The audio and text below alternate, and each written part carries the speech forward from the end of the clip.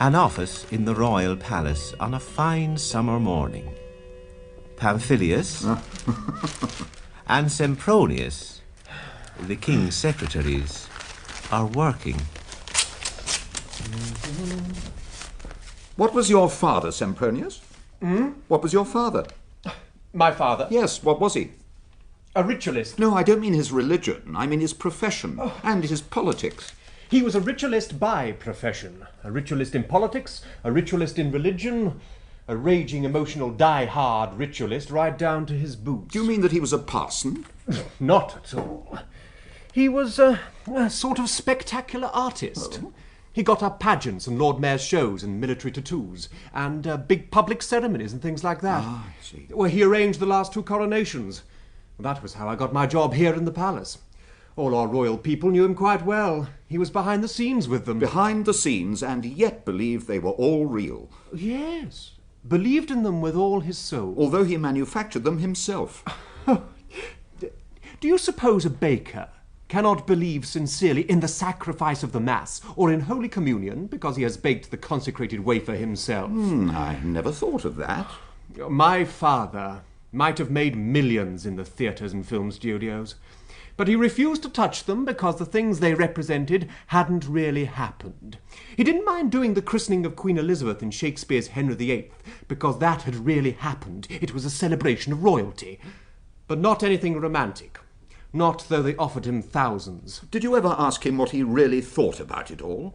My dear Pam, my father never thought.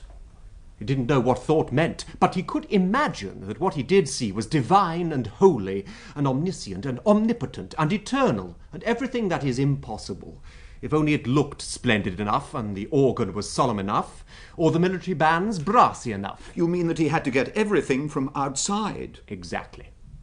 He'd never have felt anything if he hadn't had parents to feel about his childhood and a wife and babies to feel about when he grew up.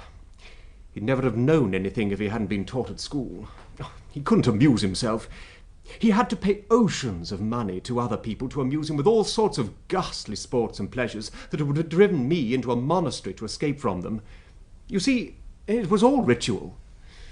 He went to the Riviera every winter just as he went to church. Is he still alive? I should like to know him. Oh, no. He died in 1962 of solitude. Of solitude? What do you mean? Was he imprisoned? No. His yacht struck a reef and sank, somewhere off the north of Scotland, and he managed to swim to an uninhabited island.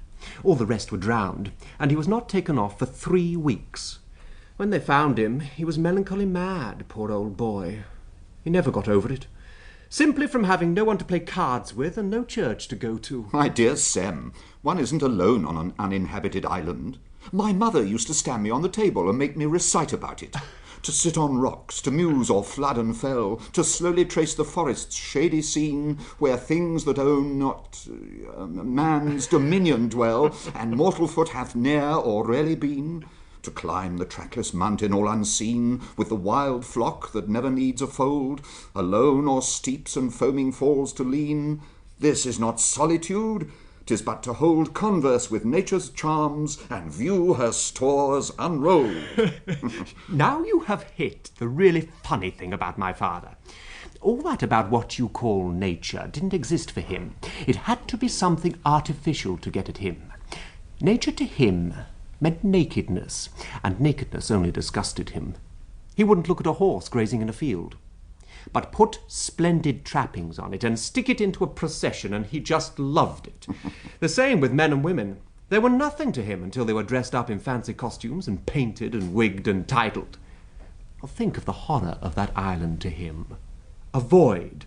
A place where he was deaf and dumb and blind and lonely. I should have been as happy as a man in a picture gallery, looking at the dawns and sunsets, the changing seasons, the continual miracle of life ever renewing itself. Who could be dull with pools in the rocks to watch?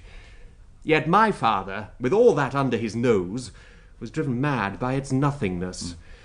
They say that where there is nothing, the king loses his rights. My father found that where there is nothing, a man loses his reason and dies. Let me add that in this palace, when the king's letters are not ready for him at 12 o'clock, a secretary loses his job. Yes, and devil take you.